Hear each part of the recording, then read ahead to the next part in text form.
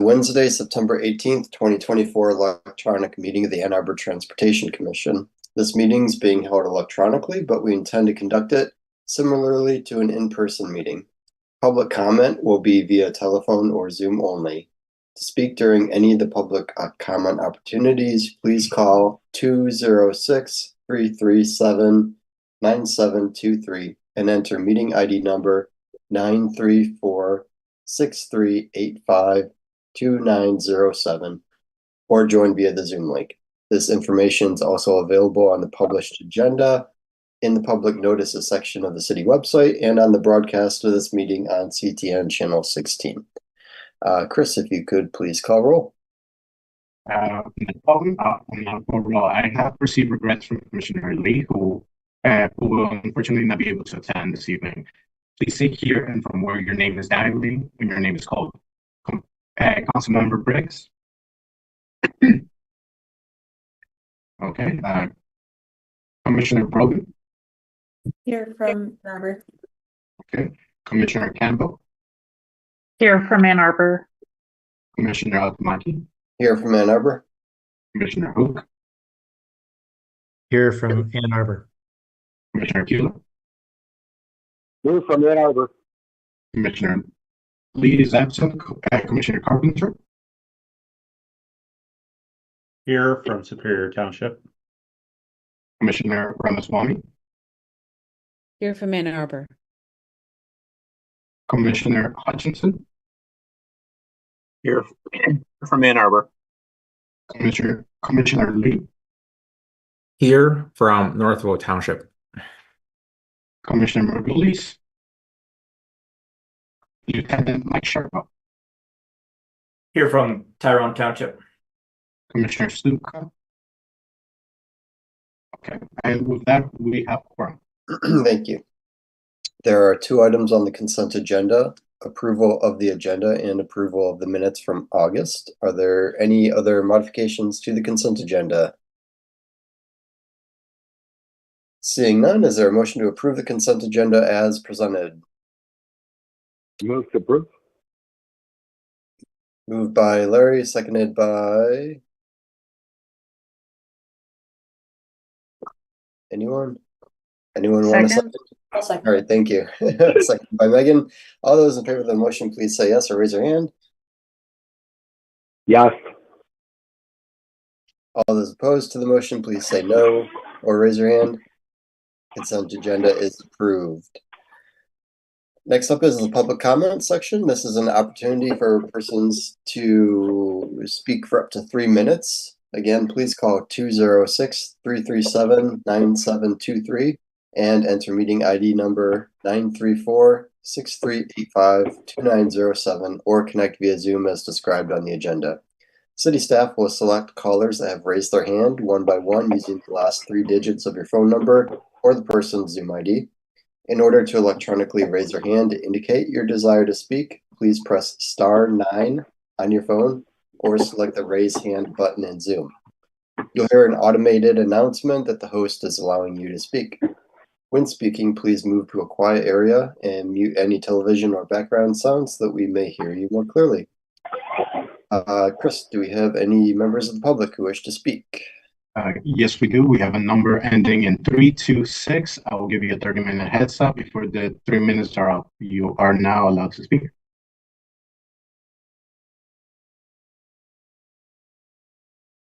This is Jeff Crockett. Can you all hear me? Yes. Thank you. I am a 50-year-old Ann Arbor resident who lives downtown. I did speak last month, but at that point you didn't have the information of email, and I believe you have those now in your packet, and I hope you take a look. Basically, I have expressed numerous concerns about pedestrian safety and about right-of-way confusion among pedestrians, bikers, scooter operators, drivers. I see in your packet this time there are similar concerns expressed by other residents. In informal conversations I've had with people in my personal network, it is clear that many people in Ann Arbor share similar concerns in the wake of the installation of many miles of bike lanes. In a recent Nextdoor post, for example, we had 230 people expressing varying degrees of concern. Coincidentally, I recently encountered a police officer taking a bike on Division near Ann that had been abandoned. So I had a long talk with him, and I described my concerns about pedestrian safety and right-of-way confusion, and he agreed. He said that the police department has received numerous complaints. What the public lacks, though, is data, and therefore I'm hoping the Transportation Commission will ask the police department for statistics about transportation violations involving bicycles, scooters, and drivers. Now, you do have biking safety guidelines on your website, and basically what they say, and you also have enforcement regulations, but basically they say that bikers should yield to pedestrians. If you ride on the sidewalk, ride slowly, announce your presence to pedestrians, walk your bike on crowded sidewalks, yield to pedestrians, stop or dismount before entering crosswalks, watch for drivers who may be not watching for you, and others. It has been my experience, though, that these guidelines are routinely ignored, and I've seen this time and time again. It's very common to see bicyclists sort of zoom through stop signs without stopping at all. Also, zooming down sidewalks without slowing down or announcing their presence.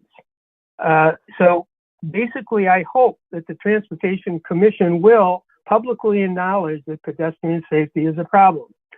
And I suggest some solutions. One is to create an online survey documenting citizen concerns. Hold public forums. Provide right-of-way guidelines, because there is a lot of confusion about the interaction between bike lanes and drivers. Create a YouTube video about bike safety, because very few people go on the website to look, in detail, in depth, in terms of regulation. Just provide a YouTube video publicly available. Create a single-page bike safety and scooter flyer to make it much more accessible and post it on the transportation website. Very importantly, engage the University of Michigan to provide biking and scooter guidelines for students. Meet with the Ann Arbor Police to see what can be done to improve enforcement of the biking ordinance. And use Safe Street grant funding to deploy more police in downtown Ann Arbor for them to sort of watch and to enforce biking and scooter ordinance regulations. In conclusion, I do not believe that consulting only with transportation experts is going to capture what is actually happening on sidewalks and bike lanes. Public input is critical to both acknowledging problems exist and developing realistic, impactful solutions. Thank you very much for your consideration. Thank you.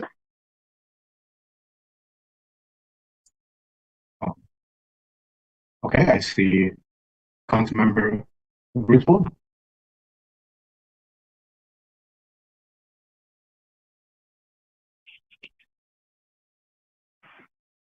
Good evening. I have a few quick items. The first one is that Vision Zero is based on continuous quality improvement methodology. That said, it has to be data-driven decision-making. It is not based on a cycle of 5-year plans. And we have to do crash analysis, and we have to make improvements to those areas as well as similar areas if a crash occurs. And to back that up, the 6 E's of Vision Zero include evaluation. The city does not have the option to simply ignore that, as they have done. Number 2, line of sight is critical. The city is now allowing buildings, in fact, they're requiring buildings within the sight distance triangle. This is an engineering violation. Again, it is not optional. We must follow line of sight and sight distance regulations. Number 3, at least 2 to 3 times a week, someone approaches me about an unsafe condition. The majority of those are due to line of sight. Sometimes I put those in See, Click, Fix. Sometimes I recommend that the other person does. We need a feedback loop for this, just as Jeff Crockett mentioned. And lastly, our neighborhoods are suffering, and that includes our school walk zones as well as the campus neighborhood. We do not have good line of sight. We do not have good crosswalks in terms of vegetation clearing. Near my house, a bus stop was moved to the west side of Green Road. There is no crosswalk, and the city has not acted on that request. We have to have crosswalks where there are school bus stops and children crossing the street. And to just wait until the next 5-year plan of moving together is not acceptable. We need to become much more agile. Thank you. Bye. Thank you. Okay, I see Adam just you have 3 minutes.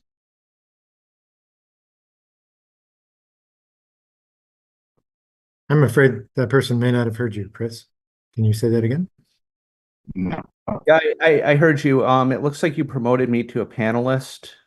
I'm not sure if you meant to do that. I can just give my comment and then leave the panelist thing. All right. So hello, this is Adam Juskevich calling from Las Vegas Drive in the 4th Ward.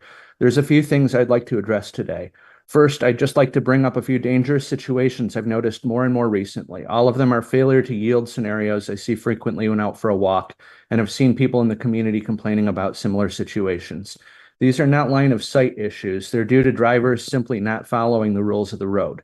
The first is a failure to stop at stop signs when turning from a side street onto a large street such as West Stadium or West Liberty, where cross traffic does not stop. People pulling out are looking to the left for an opening in traffic, and they're blowing right through the stop bar and crosswalk. I'm not talking about a rolling stop either. That involves at least slowing down enough to look both ways. The next is a similar situation with right turn on red. Rather than stop, look, and proceed, drivers are looking to their left and rolling right through the crosswalk without slowing down. Finally, one I see quite often is several people running a red light to try to make a left turn before oncoming traffic gets a green. This is a problem because they're doing this during the leading pedestrian interval. Needless to say, it could be quite dangerous if somebody started to cross at that point. I'm not sure how we can best address these. I hope you can find a way. I think near misses and dangerous behavior are things we should really be looking at. So these indicate likelihood of crashes and injuries down the line. Next, I'd like to address the Vision Zero progress report. One thing I find a little discouraging is it appears to downplay the importance of engineering approaches in favor of enforcement and education. While those are important parts of Vision Zero, I think we are not going to meet our goals if we do not emphasize the necessary changes to our built environment to improve safety. On that note, I would like to address some of the emails you've received and discussions I've seen in the community and comments to this commission. There's a vocal minority that seems to be against many of the changes that you are implementing in order to improve safety for pedestrians, cyclists, and other vulnerable road users. Consulting with transportation experts on these changes is absolutely essential. I just want to make sure that the Transportation Commission knows that all of your efforts are appreciated. The work you're doing to make all of us safer is important and absolutely welcome. Thank you for your time. Thank you.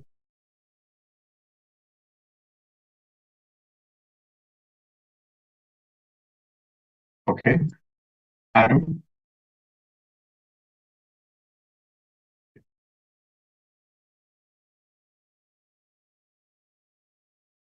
Hi, this is Adam Goodman. I'm speaking to you from the 5th Ward. On your agenda there is an email from me about the Pauline project that I actually tried to send in advance of last month's meeting, but I guess it didn't make it onto the agenda until this month. And also the PDF export got messed up somehow, so the diagrams I included are not really readable.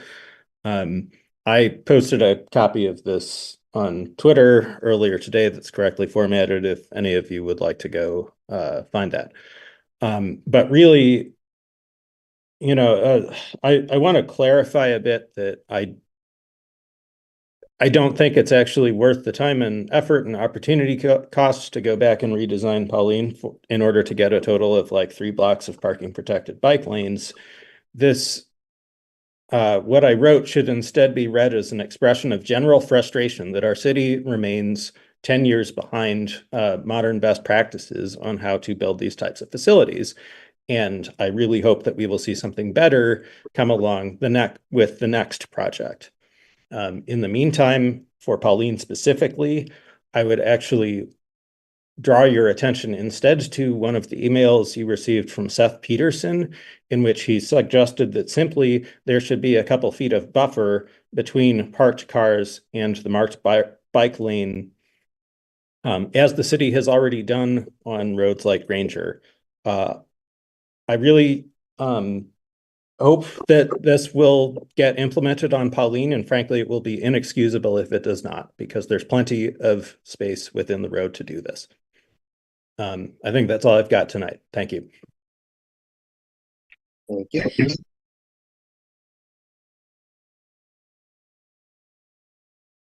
Okay, I see Alex Lowe. You will be given 3 minutes from the moment you start speaking. Hi, this is Alex Lowe calling in from East Northeast Ann Arbor. I'd like to talk about the Vision Zero Plan Progress Report tonight. The report talks a lot about driver education, but study after study has shown this to be one of the least effective means of addressing safety. For example, a 2021 study in the Journal of Injury and Violence titled, "Is Driver Education Contributing Towards Road Safety? A Systematic Review of Systematic Reviews." The authors concluded there was no evidence that driver education is an effective approach to reducing crashes or injuries. So what can we do instead? Well, one of the things we can do is change the structure of the roads. A few examples of this would be sidewalk level intersections, which force drivers to at least slow down to a safe speed before entering the intersection. While it won't stop people from doing rolling stops, it will stop them from blasting through the intersection at 30 miles an hour. This also includes reducing sight lines at corners, because drivers aren't scared of a pedestrian running into their car. This is why they keep looking left to make right turns on red and hitting pedestrians, or almost doing so. Rather, drivers need to be scared of something that could actually damage their car, such as another car. So you reduce the sightlines around these corners, and drivers will slow down so that they can stop, because they're not able to see a car around the corner unless they're going at a reasonable speed. Things like these are standard parts of the NACTO traffic guidelines. And the fact that we're not implementing these, despite claiming to be one of the leading cities in America on this, is quite frankly disappointing to me. And I think that this is something that probably needs to be addressed by council with directions towards the engineering department. But the place that those recommendations would come from would be the Transportation Commission. Finally, I'd like to address the question of whether our reports to the community standards and the police dispatch are about cars parked in bike lanes are actually being addressed. I have been tracking my reports about these, and few, if any, of them results in what seems like anything coming out of the police department. I've been following the reports on citations, the FOIA requests about these, etc. So I'm concerned that the cops are hearing someone making a report about a driver putting bicyclists in danger, and just ignoring it and not even recording it. So I think it would be great if Transportation Commission could request not just the report about the citations issued, but indeed about the reports made to the police department. Thank you, and have a good evening. Thank you. Okay, I'm not seeing any other public commenters. I think at this time we are done with public comments. All right, thank you. Thank you to everyone for your comments this evening. Your comments are valuable to the commission, and thank you to those who sent emails to our attention. Those are in the packet, so I encourage, of course, all the commission members to take a look at those emails. Next up, staff report and updates in a different part of the agenda than we're used to. You received a staff report providing project updates with your agenda materials. Luke will review that report and answer any questions, and Cyrus also will provide an update on the Pauline water main and resurfacing project. Thank you, Chair. For this month, capital project updates, the 2024 street resurfacing project, the local resurfacing work is complete in the Lakewood neighborhood, as well as on North Brook and Yost. The asphalt sidewalk work on Glacier Way and Earhart is also complete. Remaining locations include Burwood and Page. This month, we do not have any update for sidewalk gap work. On the State and Hill Improvement Project, this project is now substantially complete. About the construction for East Medical Center Drive Bridge, the bridge construction portion continues. Over the last month, we made slight modification in how work zone traffic control is set up. In detail, we added one no turn on red control for eastbound Fuller right turning into the work zone. The 7th Street and Greenview project, the 7th Street portion is substantially complete, while the overall project is expected to continue into November of this year. Now moving into the category that's under design or planning right now. There are other sidewalk gap projects in design. So the following locations are being worked on. Barton Drive, on the north side of Barton Drive from M14 to Breed, and Brockman and Crestland, both sides from Packard to Verdun, and Independence, that's the south side from Victoria to Essex. The next one is State Street and North University project. Currently, the design work is underway, and the construction is expected to be in 2025 for State Street and in 2026 for North University and Thayer. Moving on to Nixon Road reconstruction. Over last month, we had virtual office hours. That was on August 21st and August 22nd. Now I'll pass on to Cyrus Nahidi to provide some feedback about the Pauline water main and resurfacing. Cyrus? Hello. So I realize you all heard a little bit about this project, and that the project manager Nicholas Bailey was here last month. I apologize I wasn't able to be here. I had a family vacation planned already. There's a summary up on the page, but I suppose what I'll try to do is go into a little more detail. And I apologize because I realize that some of this will be, might be repetitive, but just as a note about what is involved with the design of this section of Pauline between 7th and Main. The configuration will be similar to what exists between 7th and Redeemer. That section of 7th to Redeemer has parking on the north side.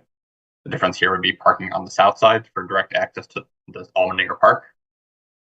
Some key differences will be that there will be vertical devices to slow traffic down. So we'll have raised crosswalks, speed table, and a raised intersection.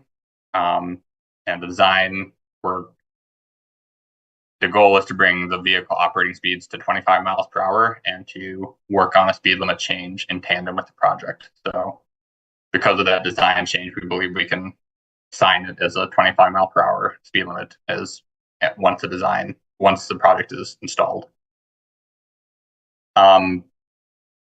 Speaking briefly to the question of floating versus curbside parking,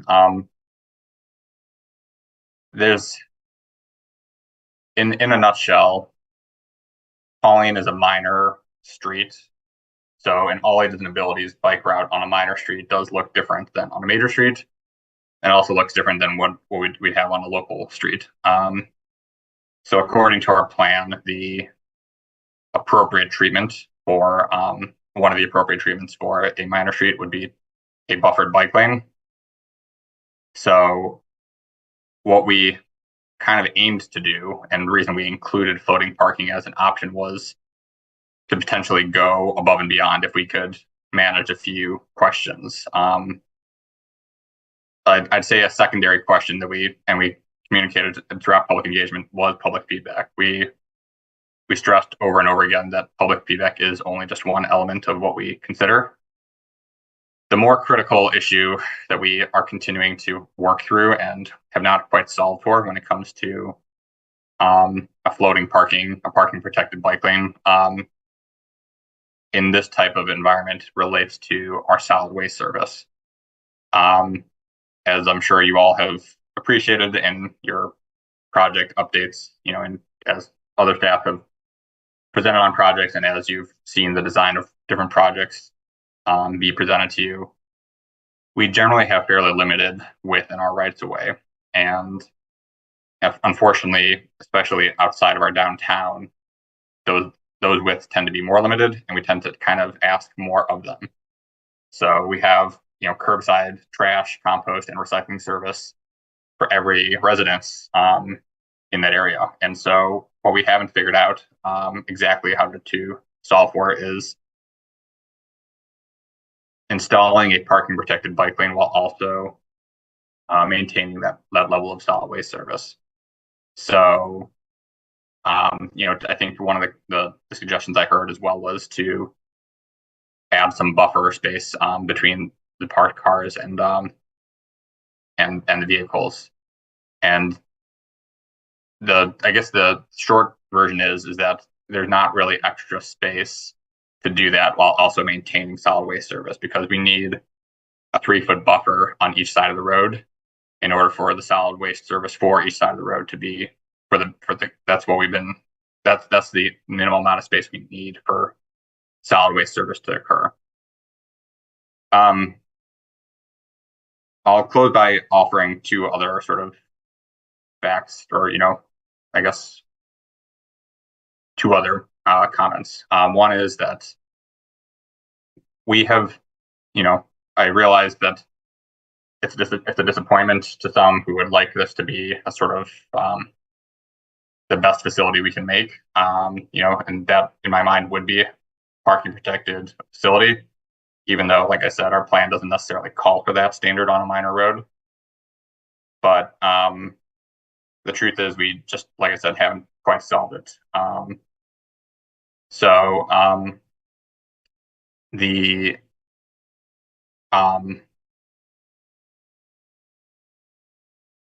What we did, just as a confirmation, is we have looked at crash data on the entire section of 7th to Stadium, which includes the 7th to Redeemer section that has the same parking configuration.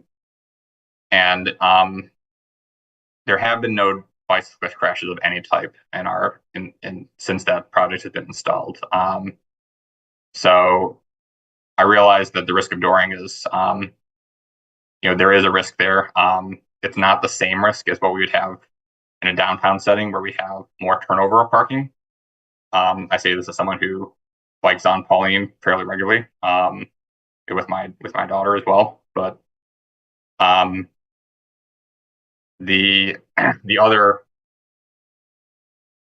I think that's where I would really leave it, because that's like I said, as much as I would like to be in a place where we can install the highest level treatment, where we, in these kinds of situations, we have to be able to solve for the technical challenges as well. And prior to joining staff, I was on Transportation Commission, and that's something that I think I appreciate more now that I am on staff and I work with the other units of the city to realize that even though on paper something looks relatively easy to switch, the curbside parking versus the floating parking, there are some significant technical challenges that we still have to work through. So I guess I'll pause there.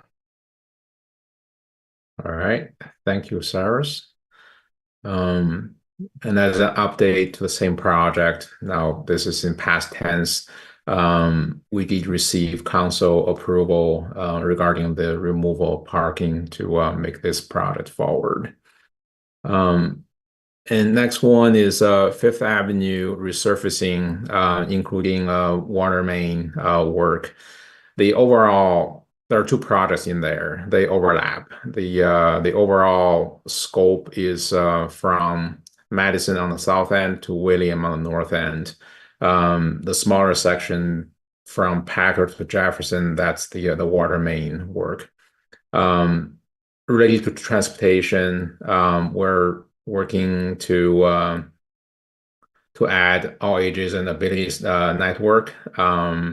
And the detailed format at this moment is going to include both standard bike lanes and the contraflow bike lanes. Construction is going to be 2025. And once we have more detailed design, we'll present to the commission. The next project is downtown area circulation study. For this study, there will be a second round community engagement in October, and the study team will also present to Transportation Commission in October. We're still working on the dates. So far, it's looking like our commission meeting will be October 16th, and the date for the community engagement will be 1 week later. We'll try to provide as much detail as we can when we present to the commission. As other updates and information, University of Michigan Smart Intersection Project is now entering a very peak season or stage for field installation of devices. The main corridors to be equipped include Ellsworth, Fuller, and Maypoint West Stadium. And field installation work is expected to be finished in the fall of this year. Moving on to some updates from the Office of Sustainability and Innovations. OSI recently launched a commercial EV charger discount program to distribute free and discounted EV chargers at commercial sites and multi-unit dwellings. Applications are being collected, and more information is available online with the link in this file. The city was also recently notified of its charging and fueling infrastructure program Round 1B award. This is an award of approximately $2.8 million to help the city design and install dozens more public EV charge ports in the city. Regarding streetlight implementation, DTE has reported fixing 851 streetlights so far in this calendar year. Moving on to talk about traffic calming programs. This is the neighborhood traffic calming. We have received council approval on the Arella traffic calming project. Bike corral pilot program, we received one additional request, and it was approved for Motor City bicycles that's located on Washtenaw Avenue. The installation will be this month. Moving on to talk about Safe Street and Roads for All Users grant. The near-miss evaluation task is underway, and the package is for software procurement that is under development. The grant coordinator contract is nearing completion, and there is a project initiation meeting that's scheduled for later in this month. For bike parking inventory task, all non-DDA district parking facilities have been inventorized, and the DDA has a downtown bike parking strategy under development with an updated inventory of downtown bike parking facilities. Then there's another update for carbon reduction program grants. Actually, this update is a little slightly outdated. The staff will report that we have received NEPA clearance and funding obligation, and it just happened earlier this month.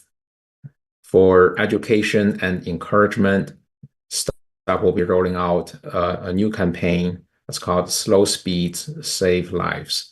And this will be at the Green Fair. That is, I think that the main event is this Friday afternoon.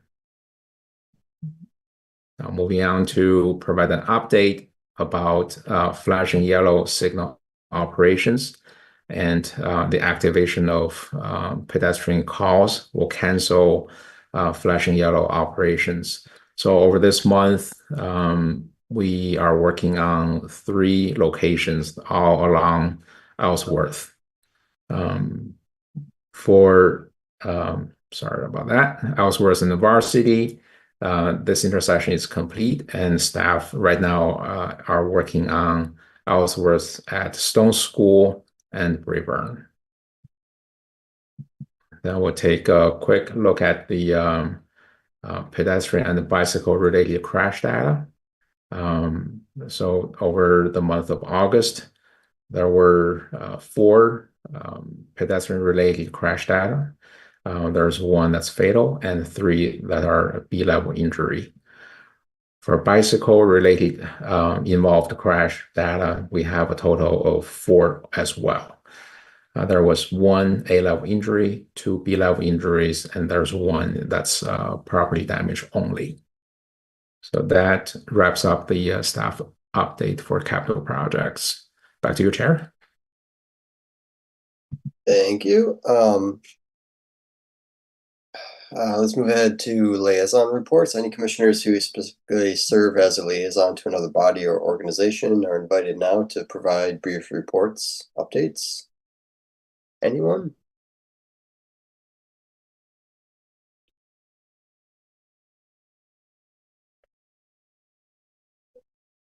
All right, seeing none.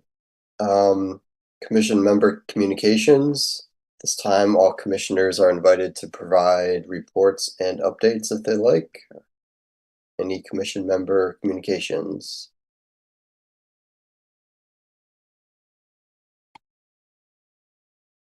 Lieutenant Sherba.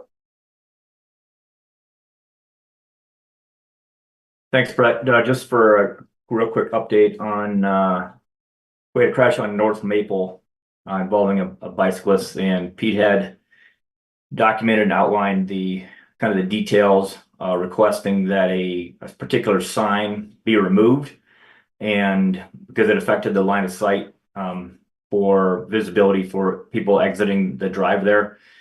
And I just want to report to Pete that the sign, we did look into that, and the sign has been removed. Great. And Excellent. Thank you for making us aware of that, and being the lead on getting that taken care of, because that was absolutely an issue that needed attention. Super. Thank you. Thank you. I see, Larry, you've got your hand raised. Yeah, my mute wouldn't come in on time. Our commission, Michigan on Disability Issues, we're exploring the possibility of getting stairs removed in the middle of the 3rd Street.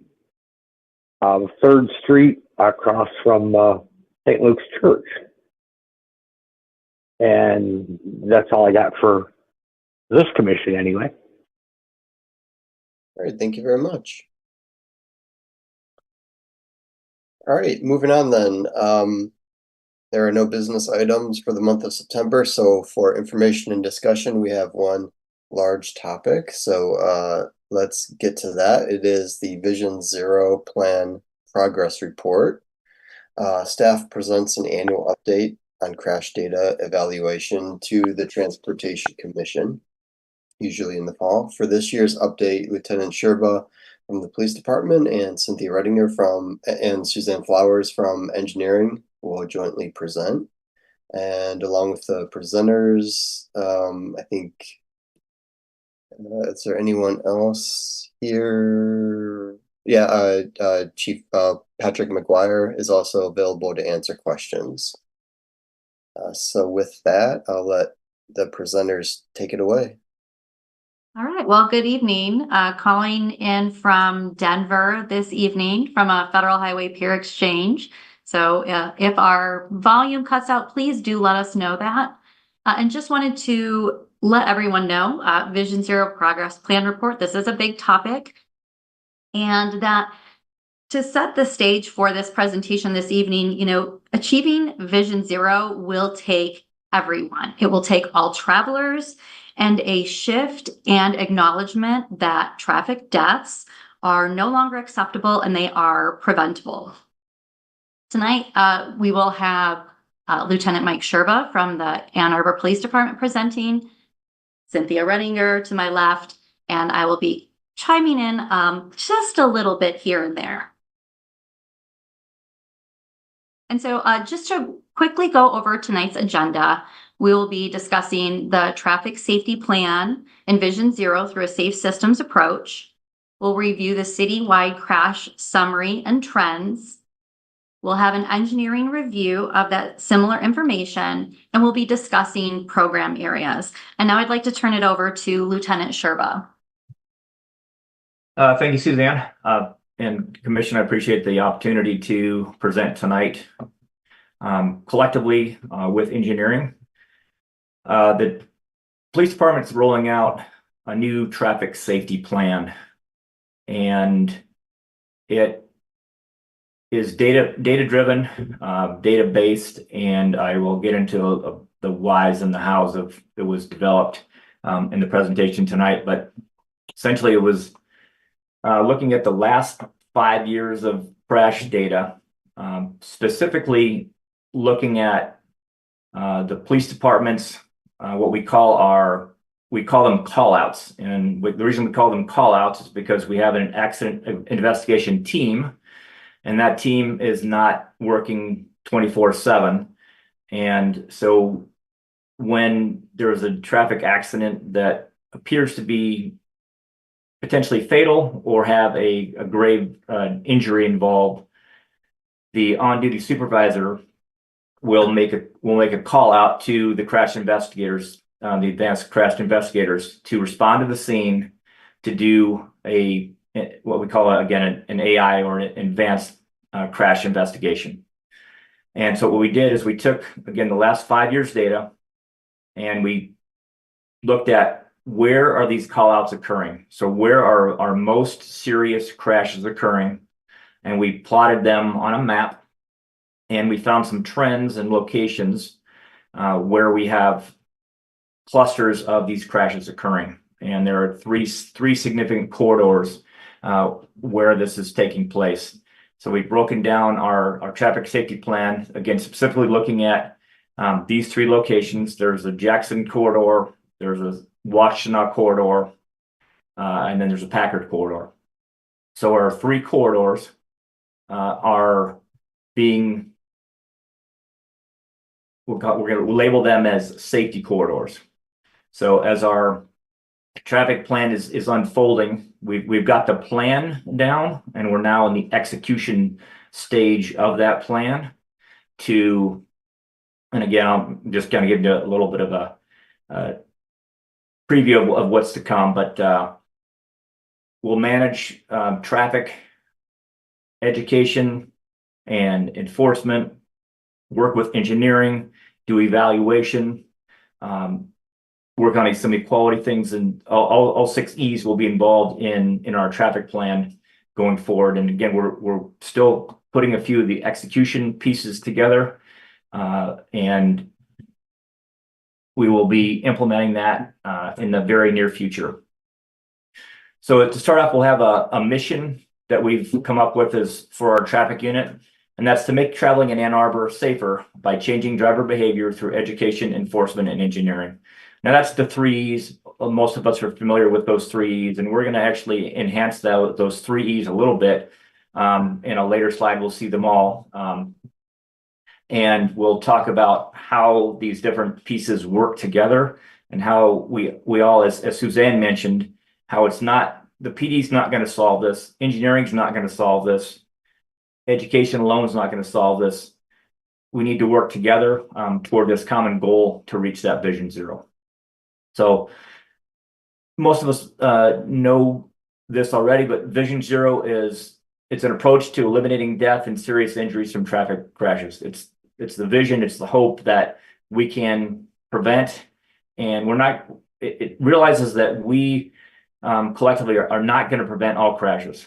There is human error. There are factors that are going to happen that traffic crashes are going to happen. However, through these different approaches, we can lessen the severity, and again, with the goal of reducing the deaths and reducing serious injuries. So looking at our chart here, we've got a traditional approach. Traffic deaths are inevitable. Humans are perfect. We can prevent all collisions. People are individually responsible, and it's expensive to do these things. We shift that to our Vision Zero in that traffic deaths are preventable. Human failings are going to happen. People are going to make mistakes. They get distracted. They have a quick glance, as someone mentioned earlier. We're constantly looking left to turn right and not watching the sidewalk and things like that. That's a very good example of where a lot of accidents occur. Human error is going to occur, but what can this approach do to help reduce the severity of those crashes and prevent those fatalities?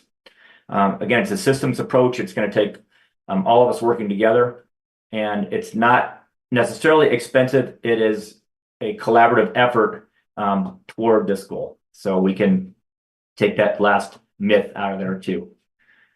The Vision Zero, the safe systems approach, if you take a look here, we've got and I touched on some of these things already.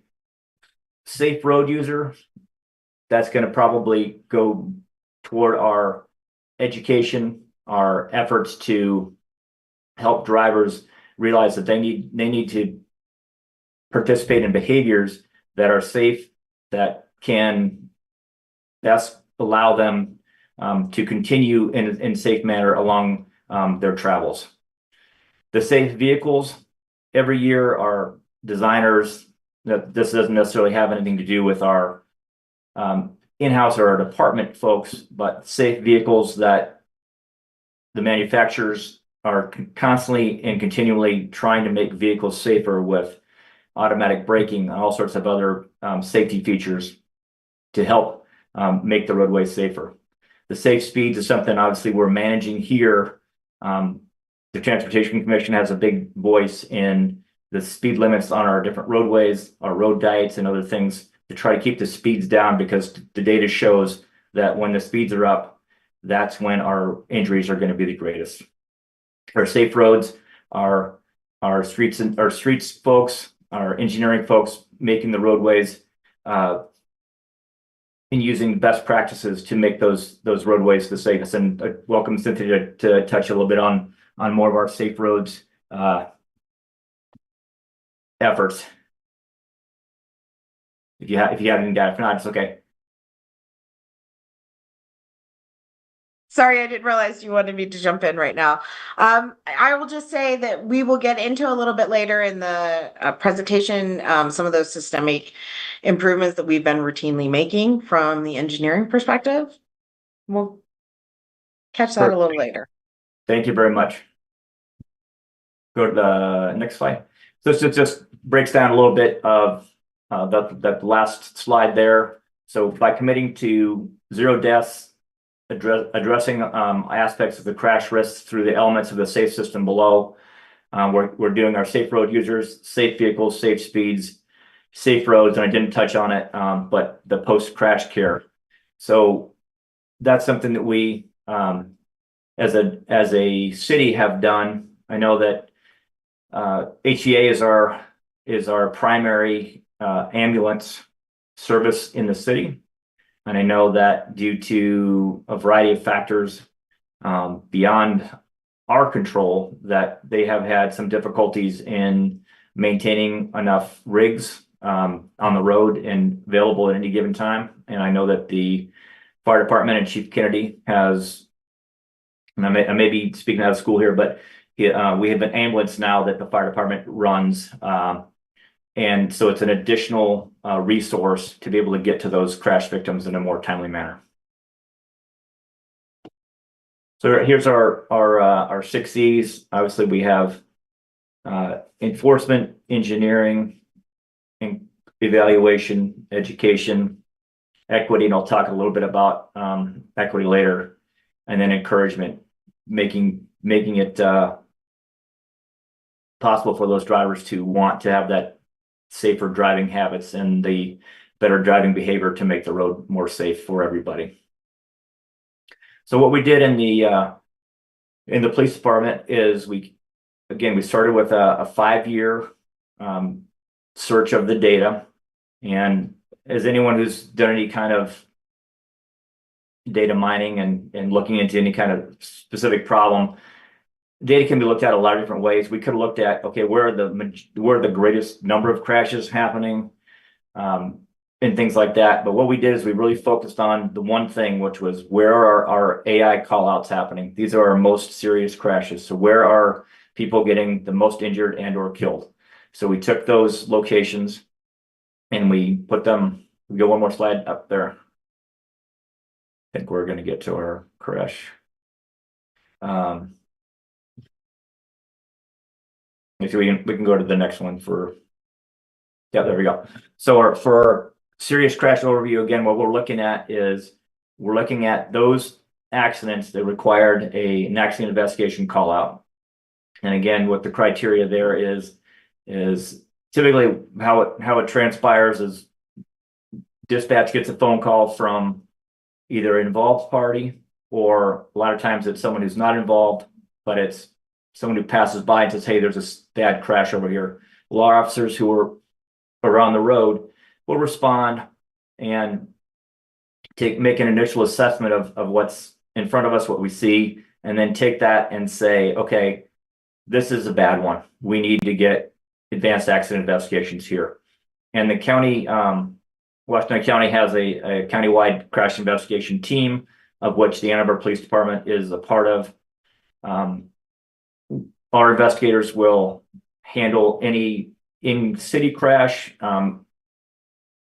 There have been a few occasions where our city folks are not available, so we'd have a county investigator come in. Likewise, if something happened in the county would be the primary investigator on that. And if for some reason the county investigators are not available, a city officer would be dispatched there to take the advanced investigation. So what we did is we kind of looked at what is the problem. By scanning, we said, well, there's too many crashes that result in serious injury or death. We used the data from the last 5 years to pinpoint the root causes and location. And you'll see in a later slide what the root causes are from those crashes. And it's going to be driving too fast or excessive speed or failure to yield. Those are going to be the two greatest ones that we're going to come across for these serious crashes. So what are we going to do? What response will we provide? Well, we're going to address driver behavior through, again, education, enforcement, engineering, as well as our other E's that are involved that we mentioned earlier. Our assessment is we're going to take a look at how this response works, how our safety corridors work, and I'll explain a bit more on how they're going to work in a later slide. And we're going to evaluate, is this methodology effective? And the data will tell us that, whether or not we're making a difference or not. And if we're not, we'll make those adjustments that are needed in order to try a different approach or make modifications. And if what's working, then we'll continue to do continue on the same efforts that we're doing. So these are traffic complaints.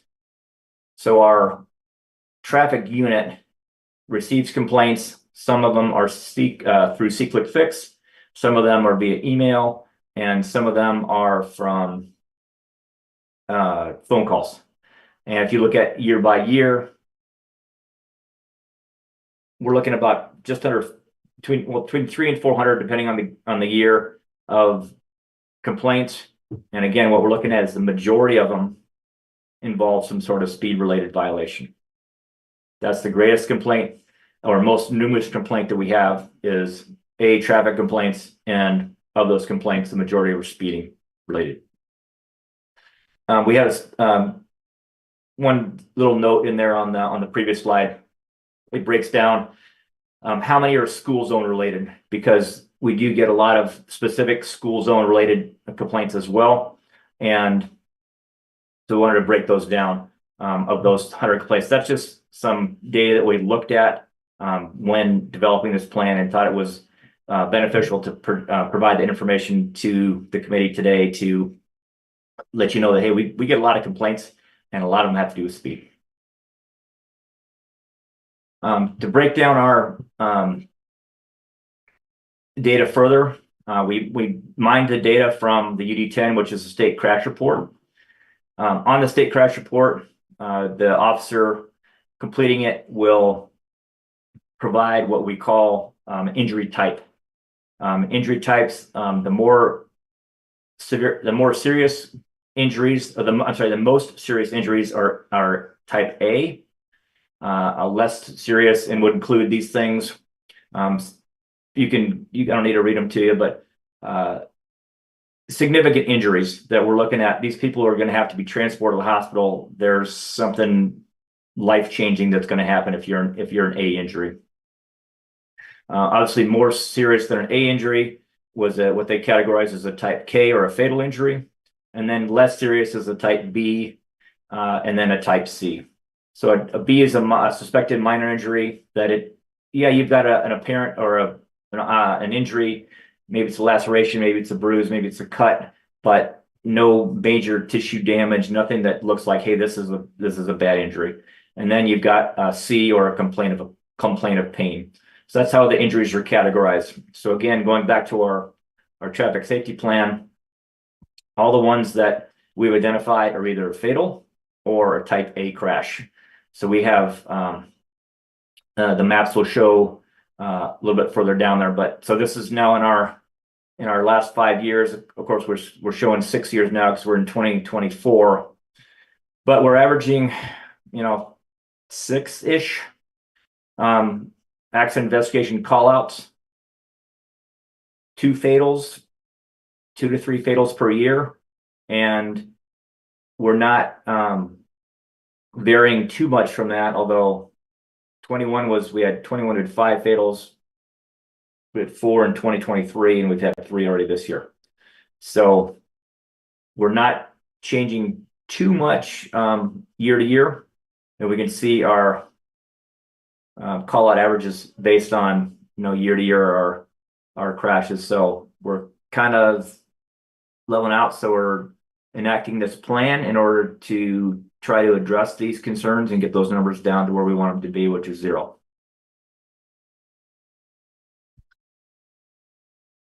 Of those serious injuries we've had, as you can see, just over a third are vehicle versus vehicle, half are vehicle and PED, and then single vehicle is about 15%.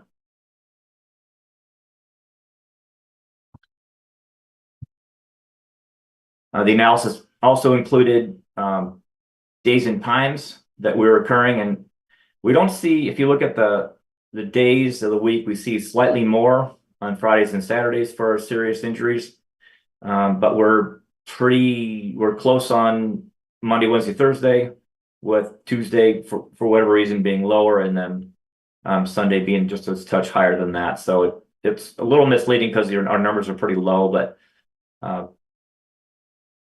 6 per day, just about on any given day of the week is about the average. And then if we look at our times of occurrence, vast majority of them are coming between 2 p.m. and 6 a.m. So afternoon and then overnight hours. So here's a map of our accident investigator callouts. Now, if you look at the clusters and you're familiar with the city, you'll notice that you can move the cursor over to like the Arborland area, starting on Washtenaw.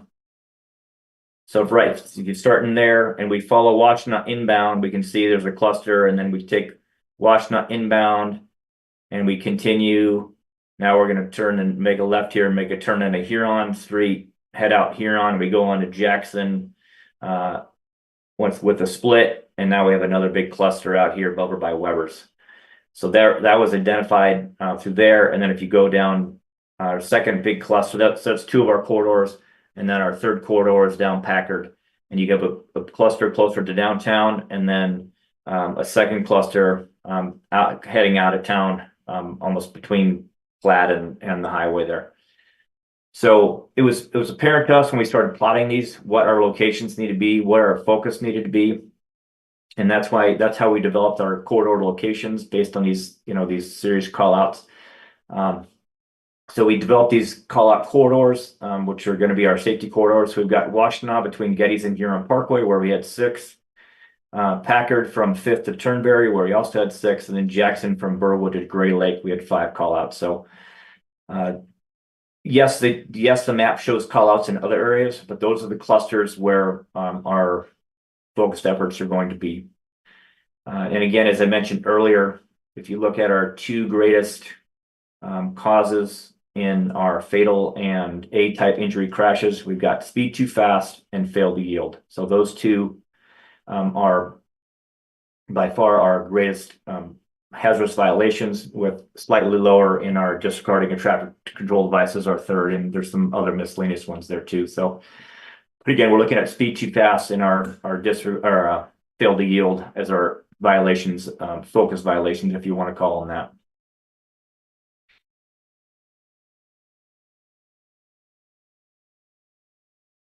We lose our screen there. Yep.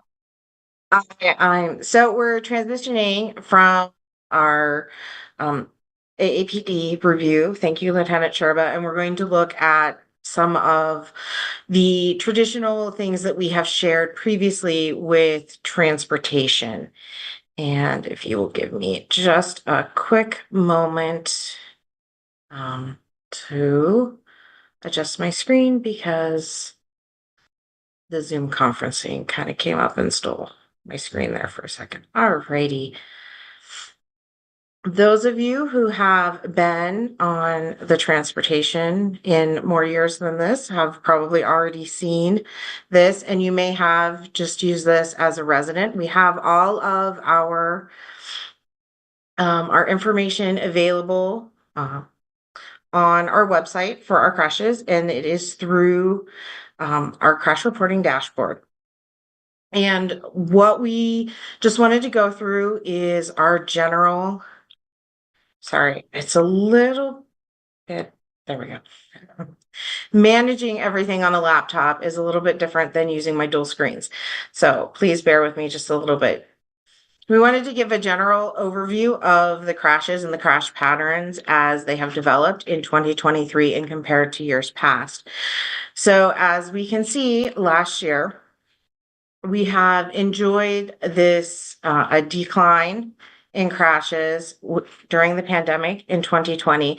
And since then, we have seen an increase of overall crashes in the last 3 years. We are still at a crash level that is less than we were pre-pandemic. So we do still have an overall diminishment in the number of crashes that we are seeing. And I'm going to go through everything with all of our crashes, which will include all of our property damage, only possible injury, non-incapacitating, incapacitating, and fatalities. And then I'll come back through and look at those severe crashes later.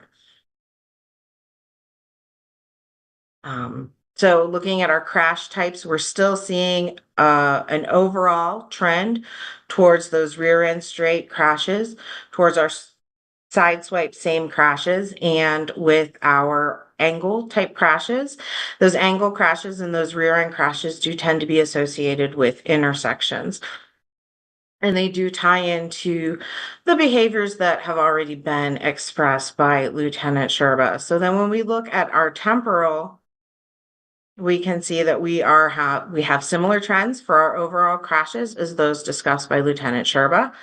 We have a pretty even distribution of crashes across the week with a higher occurrence on Fridays. When you look at our 5-year averages per month, October continues to be the month that we have the most crashes. And when you look at that daily distribution, we're definitely continuing to see that peaking that occurs around the PM peak. We are also, when you look at lighting conditions, the vast majority of our crashes continue to be during daylight hours. And we are continuing to have the vast majority of our crashes during clear weather conditions.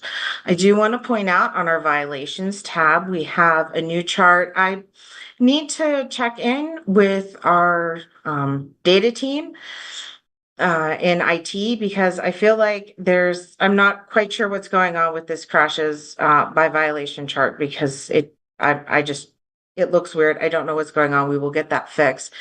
But one thing that our IT team did incorporate for us this year was bringing back this graph that shows us what the 5-year percentage for different types of violations are. And you can apply all of the filters over here that are normally available to you, and this chart will update and will show the percentages of the things that you have selected. But as Lieutenant Sherba said, we are still seeing failure to yield as being our failure to yield, failure to stop, and ensure clear distance. Those are our top types of violations. And then we are looking at, some of these other things such as careless driving, disobeyed traffic control device, and speed too fast. So going back to our overall crash trends, when we limit our crashes down to our fatal crashes and our incapacitating injury crashes. So those are our crate crashes and our A-level crashes that we have historically looked at as being the most severe with the Vision Zero plan. You can see that we do have an uptick in crashes, particularly in our A-level crashes this year. And we're still have an overrepresentation of pedestrians, followed secondly by bicycles, and then looking at those angle and then those rear end straight crashes.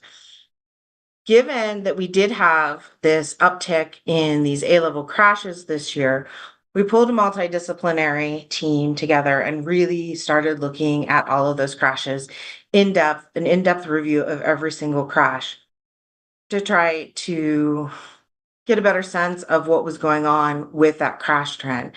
And I want to point out that when we take those A-level crashes out and we look at just our fatal crashes, we are still, we had 3 last year. 3 is still too many, but our pattern is a little bit more stable when you're looking at our 5-year average. So we're still running between 2 to 3 crashes on average.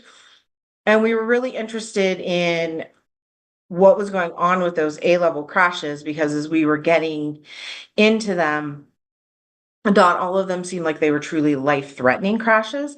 And that's where we started working very closely with the police department and getting an understanding for what that A-level designation is and what that means for our crash analysis and how we need to start differentiating between the crashes where the injury is severe enough that they're called out for that higher level investigation and the rest of the A-level crashes.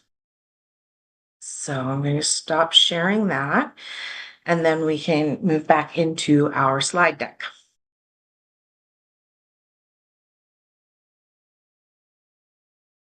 While we're doing that, are there any questions that people want to ask on what we've seen so far?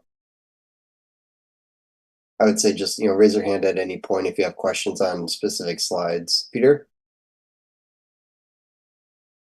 I guess I do have a question about the categorization that we saw where we had like angle crash, straight crash, pedestrian crash, bicycle crash. Can any of those things be more than one? Can they be more than one? I mean, can they be failure to yield and pedestrian crash? Like I mean, pedestrian seems like a designation of who was involved, not like the circumstances of the crash, if that makes sense. So all of this information is coming from the UD10, which is the state crash reporting form. And when the officers are out, one of the items that they are asked to supply information on is the crash type. So that is whether it's an angle crash or a rear end crash. Pedestrian crashes are also categorized quite often as a single vehicle crash because only one vehicle was only one vehicle was included in the crash, and that's true with bicycling crashes as well. So yes, they can be both of those things, but violations is a separate part of that form. So there's a lot of information that is available on that form, and those are just two examples of the information that is available. So Pete, that listed the hazardous violations typically. And so when you saw something like failed to stop in assured clear distance, that's actually a speed related violation. So that would be included as far as the PD is concerned, that would be included in our speed for a cause. Now, sometimes you'll see a cause or you'll see a hazardous violation by both parties. Maybe one failed to yield and one failed to stop, or one or both units involved had some kind of violation. Typically, it's one party who has the more egregious hazard, which we make the at fault, and then the second was contributing. But that's why sometimes you see, to answer your question, yes, you can see multiple hazardous violations on a single crash. On the big data set, you'll see that the majority or the most common hazardous violation is going to say none, because a lot of times you'll have one unit has a hazardous violation and then the second unit has none. So there's enough crashes that are in the system where you have that combination that none is the most popular hazardous violation, because you have that one, we'll call it the victim car, that gets struck by someone who committed that hazardous violation.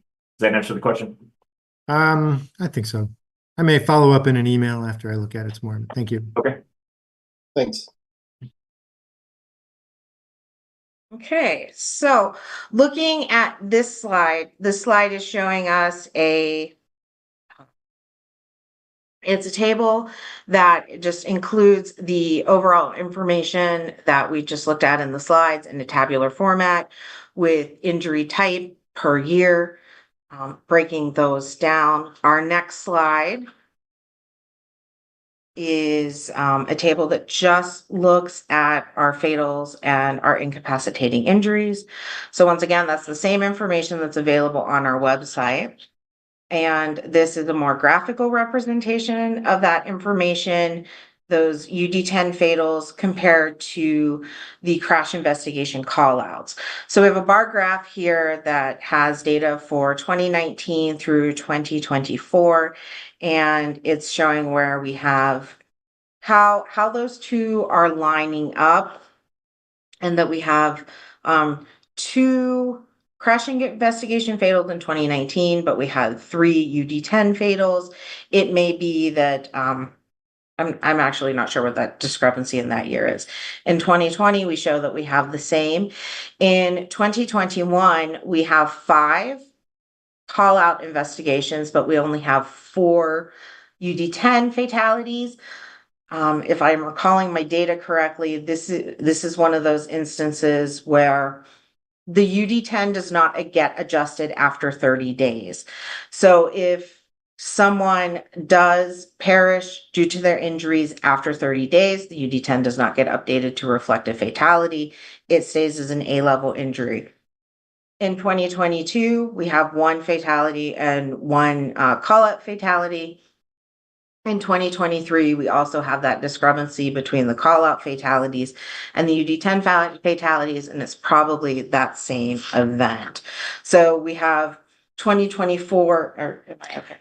Yeah, I just wanted to add some context. So the reason for the discrepancy is that some of these crashes are located outside the right of way. So then the UD10s that we would have pulled to review those crashes would not have been in the data set that we investigated, versus the crash investigations that AAPD do are all of those fatal crashes. So I just wanted to provide a little context to that. Thank you. Thank you. My apologies to everyone. I thought we had pulled. So a call out that the APD might be asked to look at that would not be in our data set could be an incident involving the train tracks and train railroad right of way. I apologize. I thought we had pulled those out of this particular data set. So then what this slide shows us, it's another graph that is showing 2019 through to 2023 comprehensive data, and then also a little bit of data from AAPD for 2024. We have our crash investigation serious injury compared to our UD10 serious injuries. So as you can see here, we have in 2019, we have 5 call-outs that were serious injuries compared to the almost 25 call-outs for our UD10s, serious injuries in our UD10s. And that really goes back to what Lieutenant Sherba touched on earlier, is what that severity level really covers. And so if someone has a broken bone that is impacting their limb, they are going to be categorized as an A-level crash, and that level includes injuries up to internal organ damage, paralysis, traumatic brain injuries. So what we found in this really deep dive is that we have this really broad spectrum of injuries that are covered in our A-level crashes. And we really want to, as we're moving forward, find a way to differentiate the call-out investigation crashes that end up being A-level and the rest of the A-level crashes, so that we are all looking at those most severe crashes together. So we go ahead and move on to our next slide. This slide is really looking at what those behaviors are that we're finding in the crash set, and these behaviors reflect the key behaviors in our transportation plan. And so those are our failure to yield, which is our highest level, and that is showing up at 51%. Our impaired driving is 11%. So these are all of our fatal and A-level crashes per the UD10s. We find that we have 7% reckless driving, 7% speeding, and then 3% are disregarded traffic signs or signals. So if we go ahead and move ahead, this is a static version of our crash map. This map is available to everyone through our crash dashboard as well. And you can see that we do have those key locations that were identified by AAPD in their deep dive of their data, looking at their call outs. And we have those groupings as well, but there are additional groupings based on the rest of those A-level crashes. So we're moving on. Oh, and this next slide is for Lieutenant Sherba.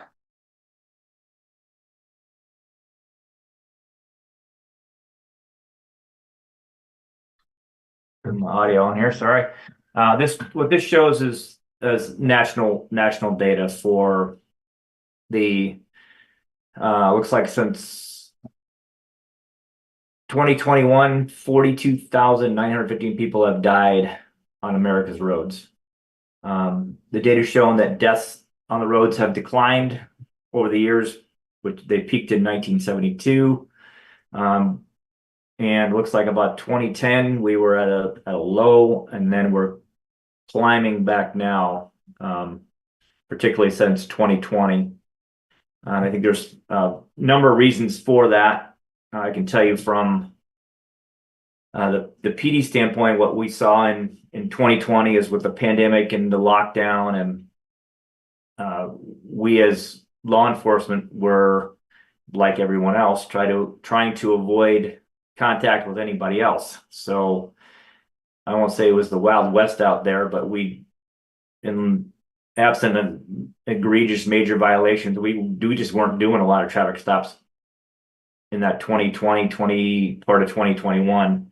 And I think drivers got to the point where they were aggressive and speeds were high, and it wasn't until we started kind of regaining our presence and back to business as usual with our normal enforcement and contact efforts that it's curtailing a little bit. But I think that the spike that you saw there in 2020 and early 2021 is exactly that, is that there just wasn't the police activities, if you want to say, making contact with those drivers, except for in those,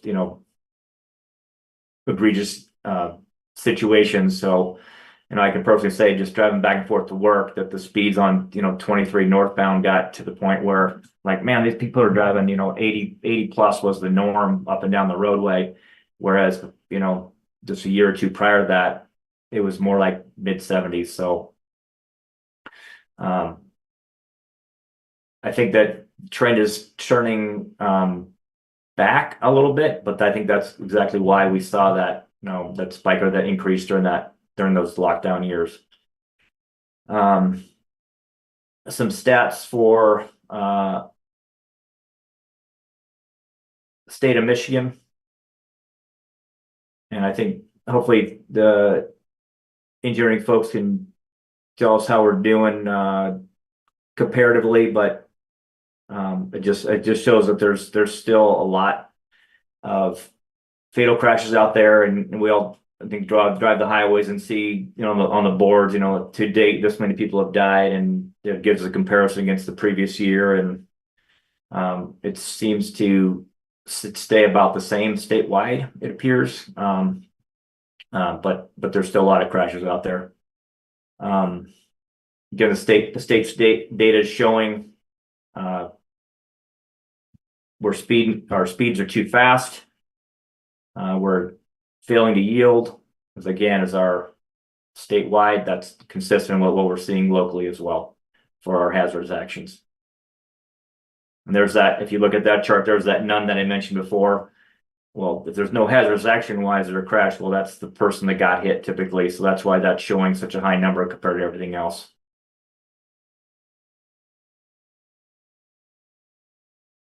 I'll jump back in for a minute. And I think it's really important for us to pause for a moment and think about, where is Vision Zero working? This is a question that we really ask ourselves a lot. And being in Denver right now at a peer exchange with cities across the United States, from Orlando to Minneapolis, Portland, San Jose, LA, Denver, we're all seeing the same issues. And the chart that I have is pulled from a public source. We're all still hovering around non-zero numbers. And it's really clear, and I found a wonderful quote from Bloomberg, that it's not an exaggeration that behavior on the roads is pretty bad. We're seeing that behavior not only at a national level, we're seeing it at a state level. We had AAPD discuss some of those key behaviors. Cynthia also provided that. There's a consistency there, because that is one of the issues that we're all really seeking to address. And as we're really looking at Vision Zero collectively with all of those E's, engineering alone will not solve this. PD and enforcement alone. We really need to look at this as a vast paradigm shift to Vision Zero and shifting the mentality and the conversations that we're having around this subject.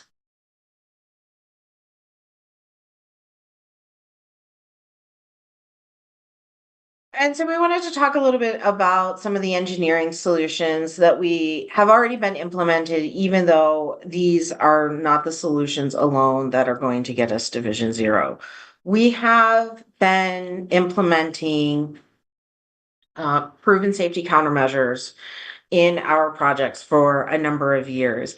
And it's been particularly interesting being here at this peer-to-peer exchange, especially today. And one of the big topics we were discussing this morning was to discuss traffic signal timing and how traffic signal timing can be this kind of a low-hanging fruit to changing the way everyone is interacting with an intersection and improving safety.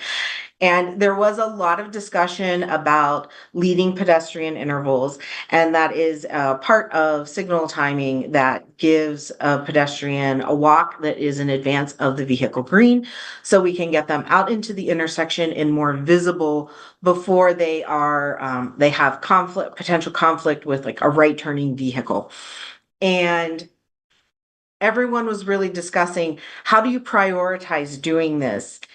And Suzanne and I were sitting there going, but we did that in 2020 everywhere. And we've found that we've had a little bit of tweaking that we've had to do, and we've had some changes that we've had to make. Luke presented earlier on the newest intersection to have both pedestrian activation and leading pedestrian intervals and protective permissive signal phasing for left turns that allows us to hold those left turns and create that protected space for pedestrians who are crossing, at least from that left turn conflict.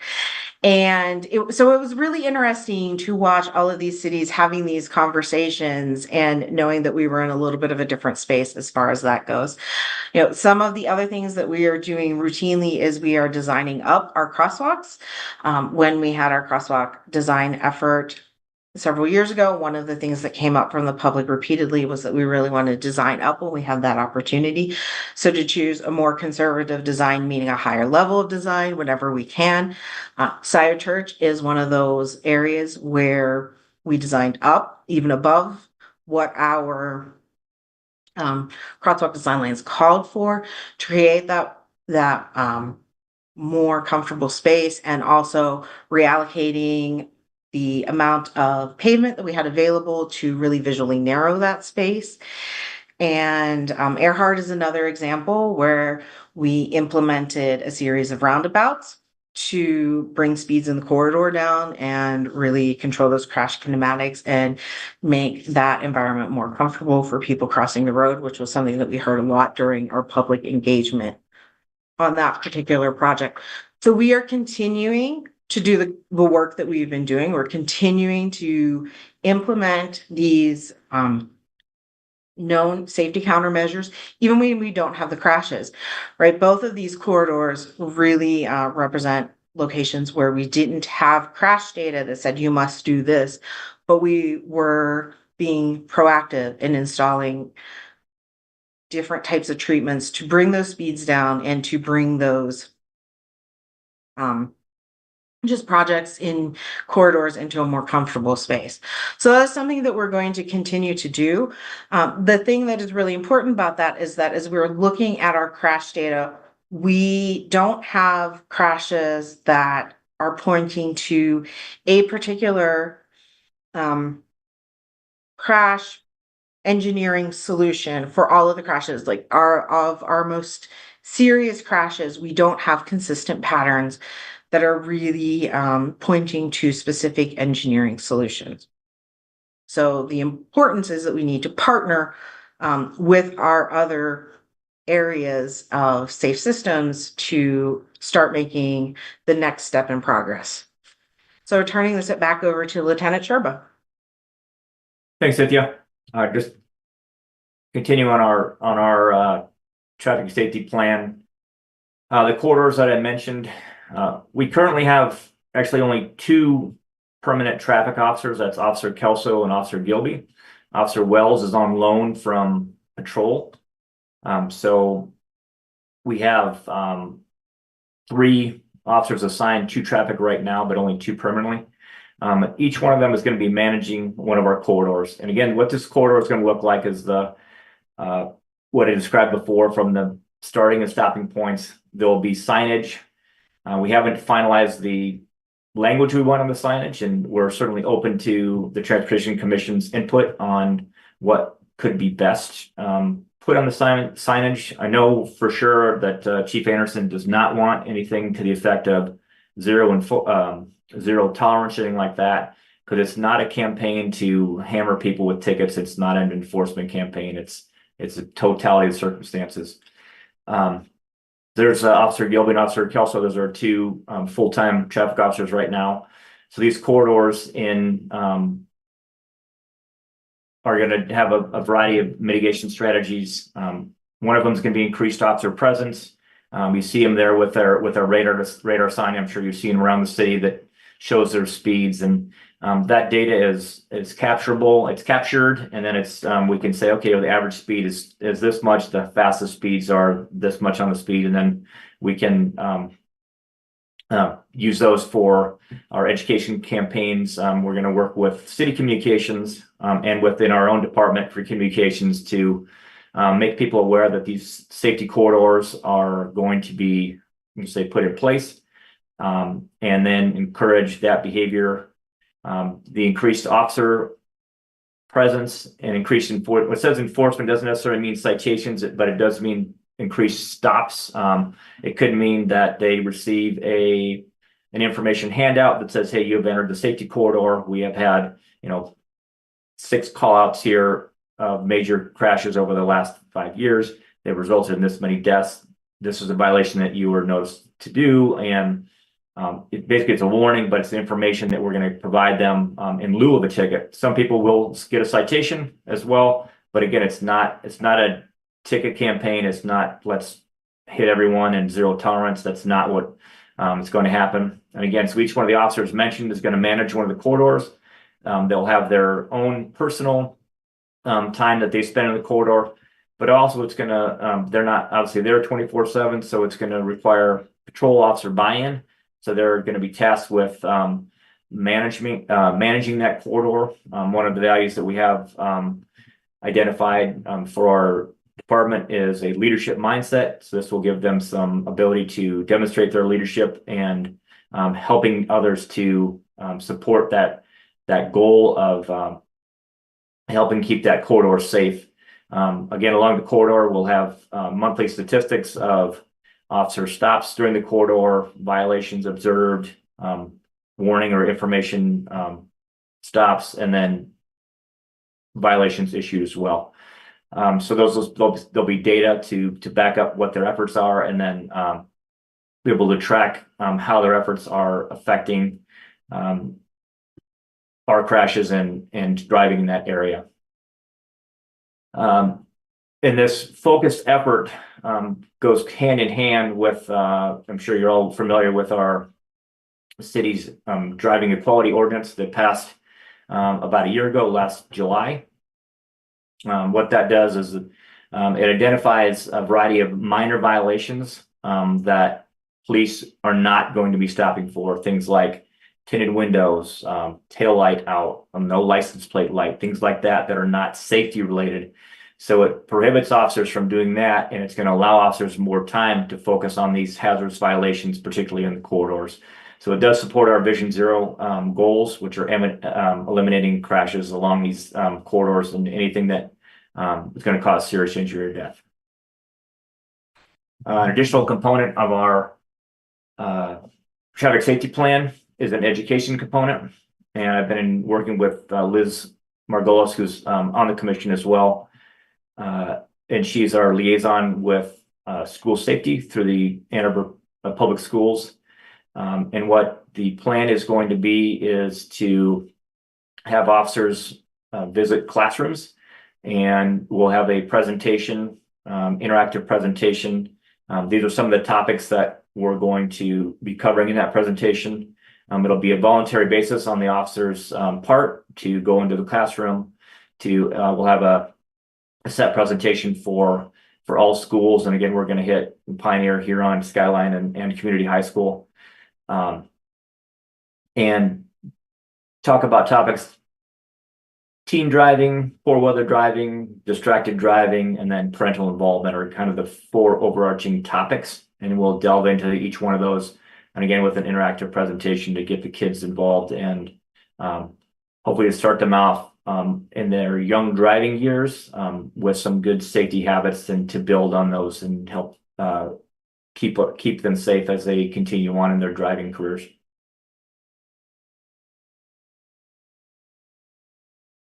Okay, and I'll jump back in. As we were doing our really sort of deep look into our crashes for the last 5 years, our KSI crashes. So those are our killed and our A-level crashes. We really wanted to look at these crashes through the lens of Ann Arbor moving together towards Vision Zero, and really look at those program areas that are identified in the plan, and just make note of how the program areas lined up with the different crashes, and where some of these program areas may have influenced our crashes. So this chart, this slide shows a chart of those program areas and of the percent of crashes that would be impacted by that program area, and whether we have current grant funding.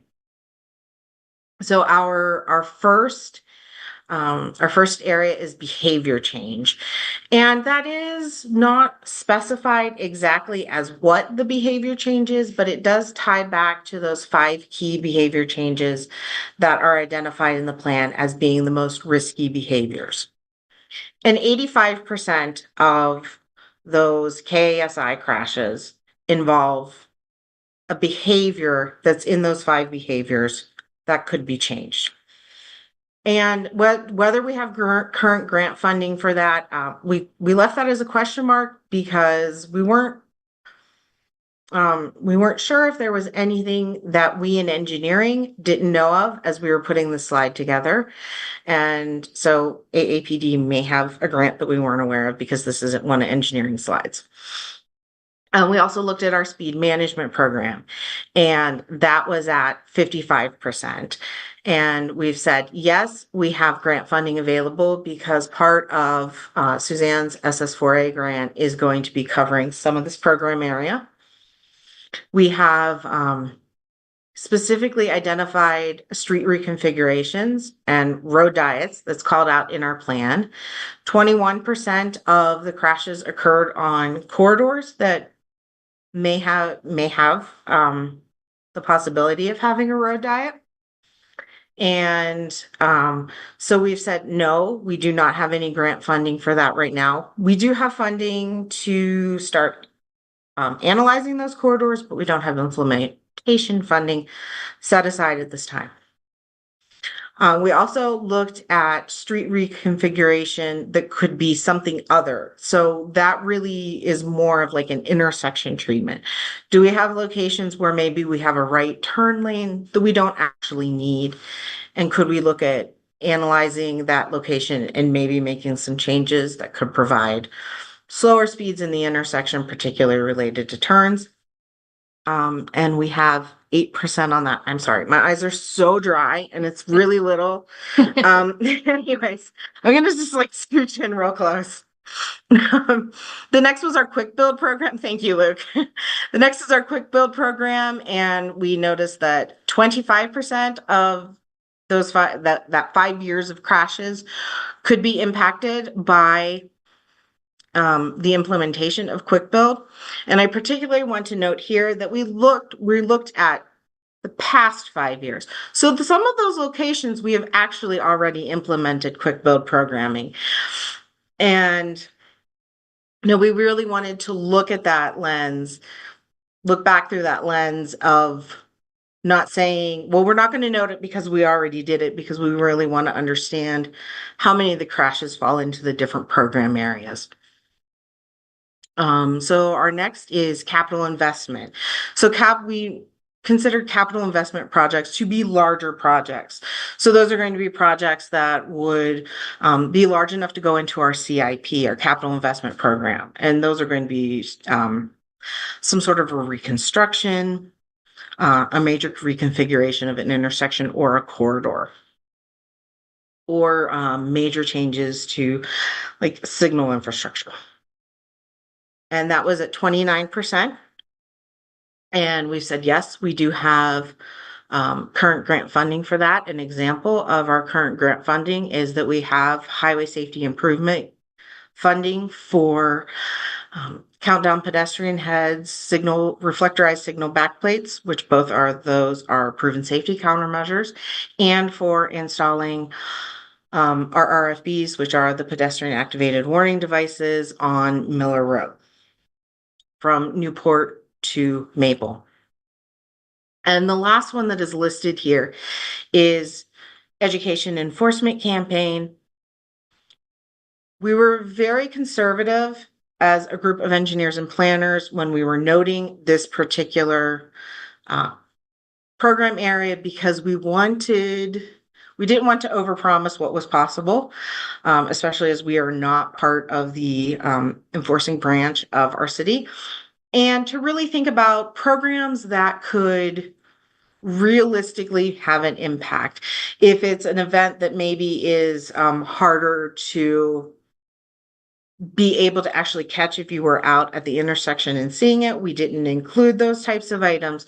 So those are at 8%. And once again, we left the question mark for the funding because we were not certain of what the status of AAPD's grants are. Moving forward,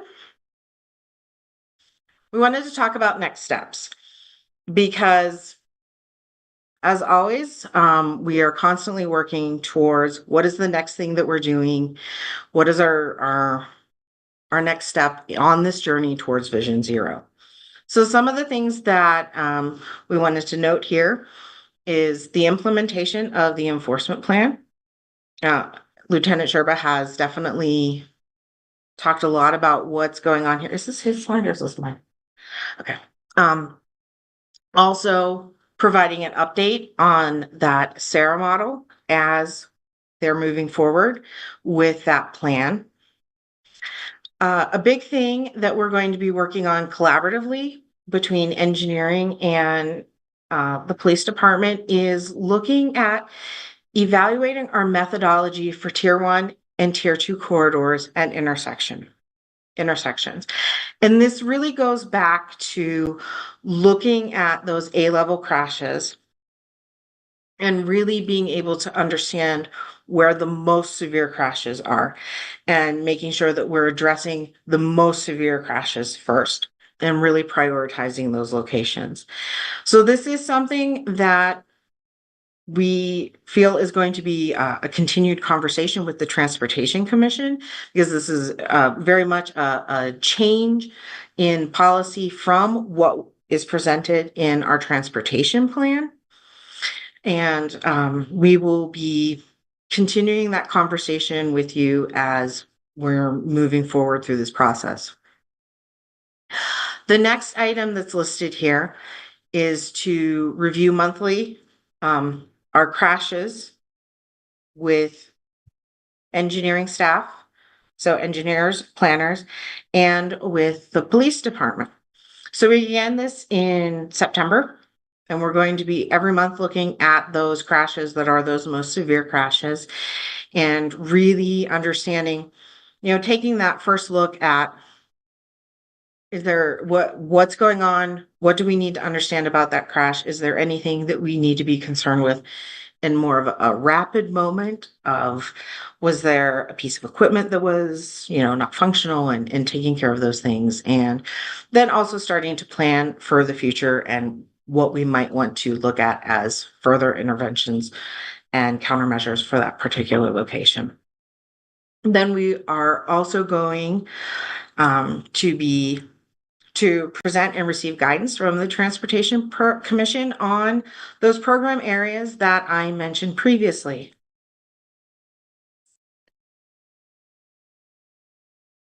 You want to do this one? You should do this.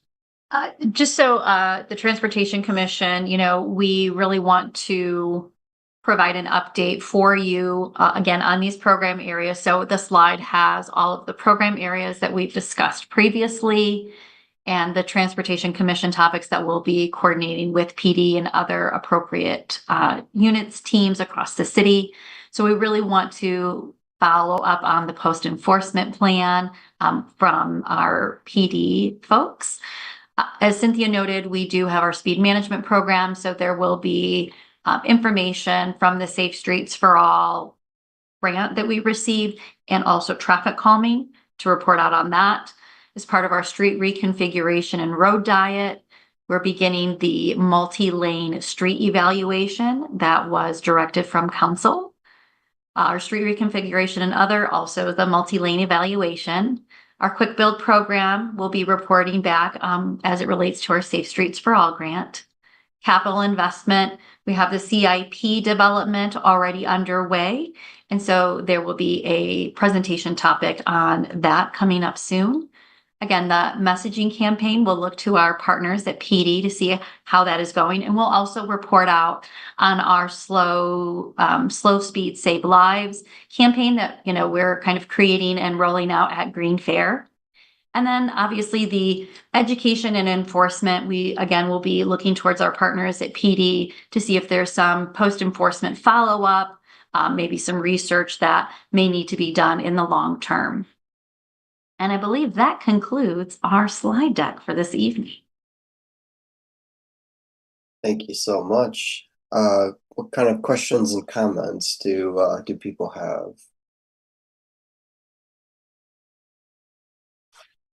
You can just raise your hand.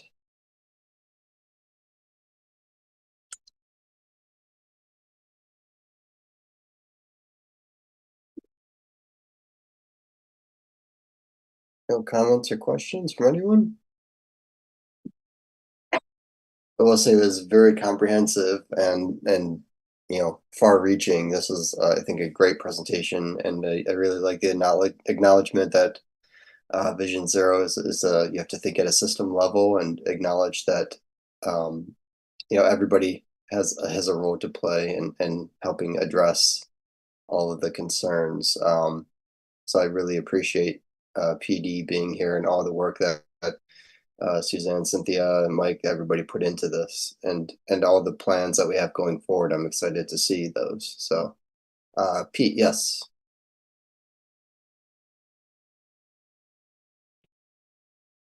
Thanks for the effort on this.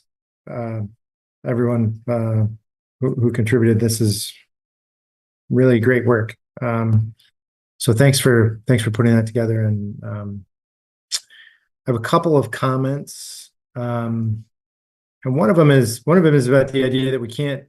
You said we can't fix with engineering alone, right? And I guess I do agree with that. But engineering is one of the main inputs that I see the city is having in our transportation network. And so I think that's why we count on it to do so much, right? This enforcement is another example of something that obviously we count on our municipality to do too. So I'm looking forward to seeing what this corridor enforcement program yields. But I guess in terms of education, I feel like I'm trying to think of how to say this. I don't think of the city as being a real force in the education component. That's not to say it doesn't have some role to play, and I think that partnering with AAPS is a good idea, but I don't think of the city as having a large education role in general. Like when we have had education programs in the past, like A2B Safe, for example, like I feel like I personally heard a lot about A2B Safe and paid attention to it a lot because I do things like go to city council meetings and watch transportation commission meetings and that kind of thing, but I don't get the feeling like overall the, thousands of people that we have in the city hear those messages very much. So I want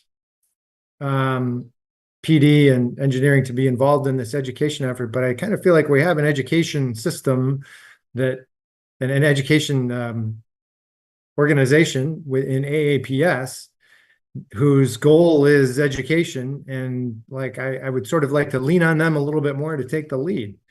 And I'd like to see a little more commitment from them to be involved in education around transportation. And I'd like to see them taking the lead in fixing their own facilities. And I'd like to see them involved in this meeting. I've made that comment before. So thank you for your participation in education, but please let's try and get AAPS more involved. The other thing I'd like to point out is that, and I guess I also have a question about this. We're focusing on how often PD is called out for crash investigations, and we're tracking that.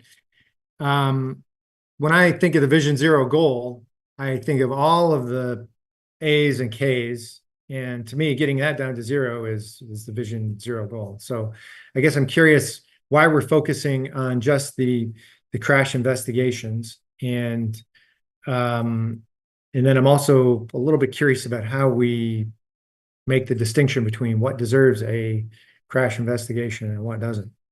And I'd just like to encourage everyone to keep a focus on K's and A's, because that's the definition of Vision Zero, is getting those to zero.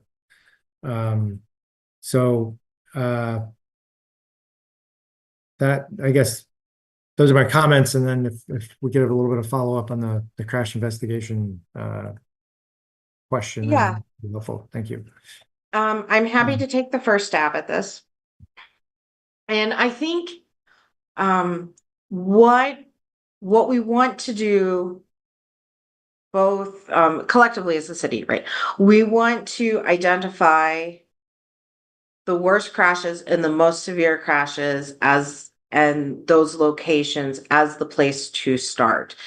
And what we found in our partnership with AAPD and working with Lieutenant Sherba is understanding that there is a little bit of differentiation within those A-level crashes, and that we want to be targeting, we want both sides of, both of these E columns, engineering and enforcement, to be targeting those same areas first, and to be working in concert as we are working through the areas and bringing down all of those A-level crashes, but really to understand that the A-level crashes where there is an investigation call out, which is, this higher level of investigation, because our first level of investigation decided this is serious enough, we need to do a secondary level of investigation, which Lieutenant Sherba can talk about a little bit more. And understanding that we need to look at those crashes a little bit closer to the level of our fatalities, and how do we incorporate this new knowledge and understanding into the development of our focus corridors, so that the work we've done to really incorporate safety into our comprehensive capital investment program development is targeting all of the same areas, so that we are able to partner those capital investments and that enforcement at the same time. So I'm going to turn it over to Lieutenant Sherba to fill in a little bit more about how those callouts are determined. Sure, thanks, Cynthia. Again, I talked a little bit about before, but our initial call is typically from a passerby or someone involved in the crash. And then a patrol officer goes to the scene. And that patrol officer will make a determination based on a cursory assessment. Is this a minor crash? Is this a moderate crash? Or is this, hey, someone might die here, or this is a significant crash? And if the answer is this might result in a death, or we have a very serious injury, that's when the decision's made to let's get a supervisor on scene, and the supervisor would then decide, hey, we need to call out our advanced accident investigation team in order to look at this more closely. And they'll come out, they have tools, they've got instrumentation. There's follow-up involved in those kinds of crashes where they'll often pull the event data recorder out of the car to figure out exactly how far the wheels turned when the crash, when did braking start, what was the top speed, all these different things that all determine, and they try to reconstruct what exactly happened.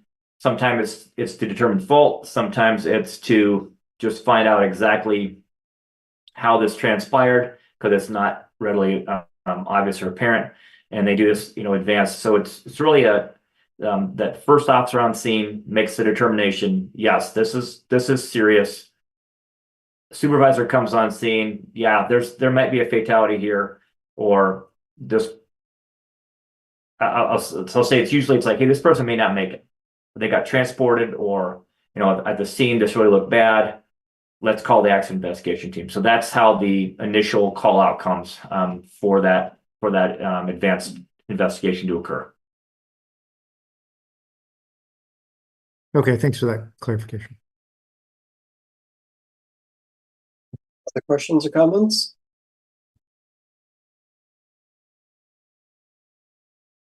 Well, I certainly look forward to updates in the future, because there are a lot of new initiatives here. Looking forward to the staff updates, including outcomes from the monthly meeting that engineering staff is going to hold with police.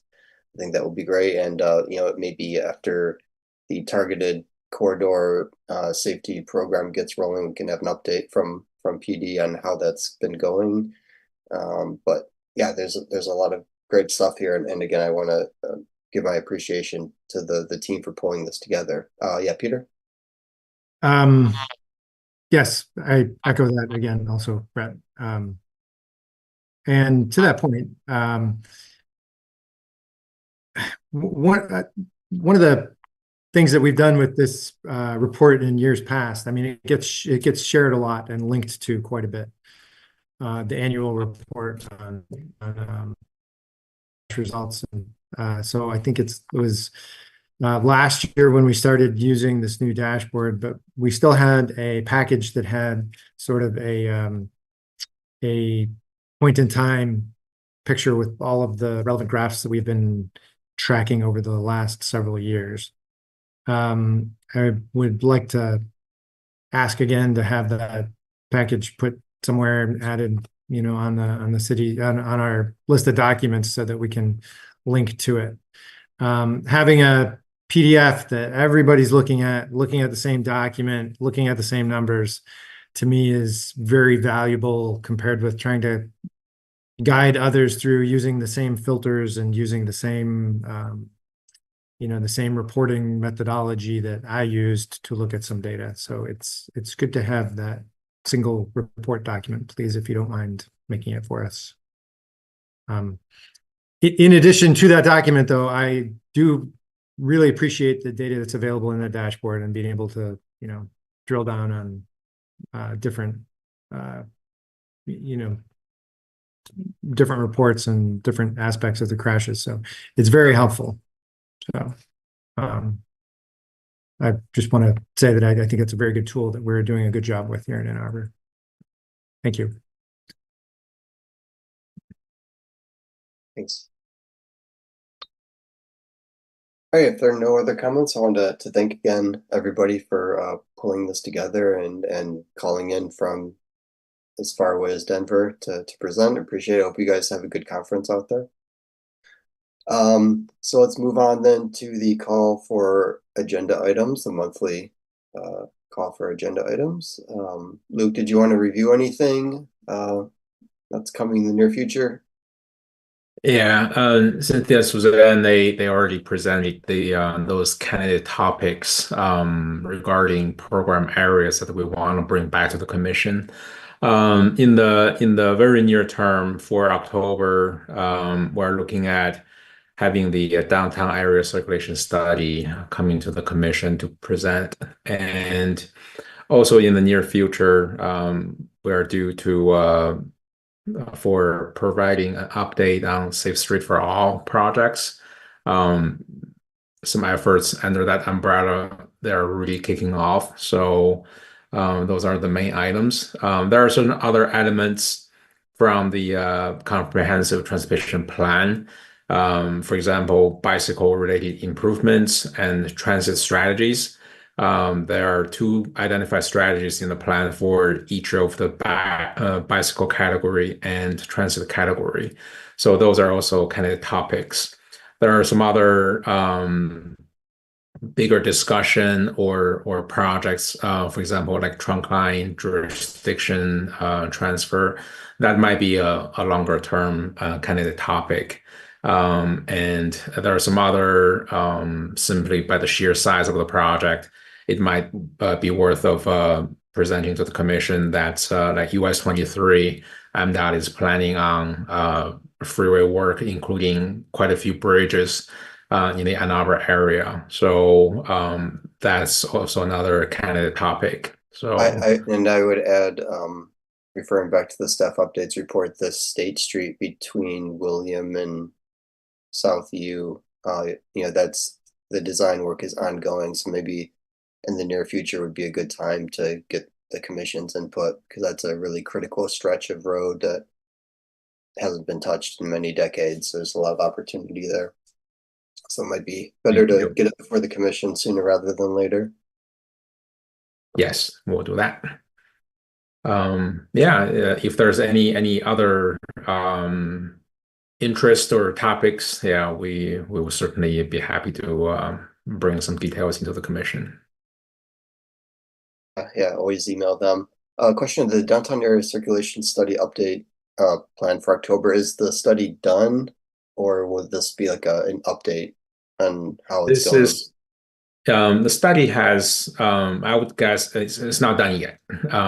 So October is going to see its second public outreach for comments. The majority, the major components of that study, they are taking shape. So right now we are categorizing all the elements into either an engineering category or planning category. So that way the discussion and staff members to be involved are more straightforward to engage.